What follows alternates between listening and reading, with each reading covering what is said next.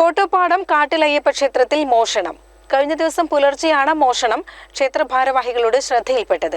ക്ഷേത്രത്തിന്റെ പ്രധാന വാതിൽ പൂർണ്ണമായും വെട്ടിപ്പൊളിച്ചിട്ടുണ്ട്. ഉൾവശത്തുള്ള 3 ഭണ്ഡാരങ്ങളും കുത്തിത്തുറന്ന് പണം അപഹരിച്ചതായി ക്ഷേത്രം ഭാരവാഹികൾ അറിയിച്ചു. ഇക്കഴിഞ്ഞ വിഷുവിനാണ് അവസാനമായി ഭണ്ഡാരത്തിൽ നിന്നും ക്ഷേത്രം ഭാരവാഹികൾ പൈസ എണ്ണിയെടുത്തത്. ഏകദേശം 5000-ഓളം രൂപ ഭണ്ഡാരത്തിൽ ഉണ്ടായിരുന്നതായി ക്ഷേത്രം ഭാരവാഹികൾ പറയുന്നു.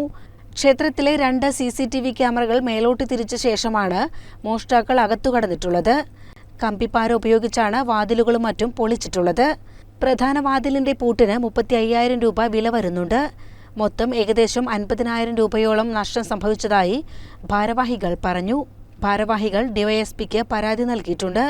ഇതേസമയം ക്ഷേത്രത്തിൽ മോഷണം നടത്തിയവർ എന്ന് സംശയിക്കുന്ന വ്യക്തികൾ അന്നേ ദിവസം ചൈതന്യ ജ്വല്ലേഴ്സിന്റെ ഉടമയായ ചന്ദ്രന്റെ വീട്ടിൽ എത്തിയതിന്റെ CCTV ദൃശ്യങ്ങൾ പുറത്തുവന്നു.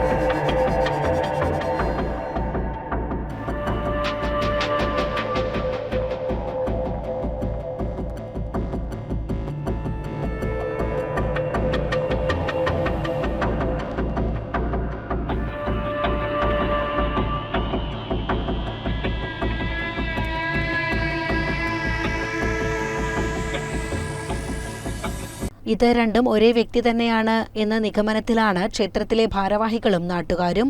CCN ചത്തല്ലൂർ.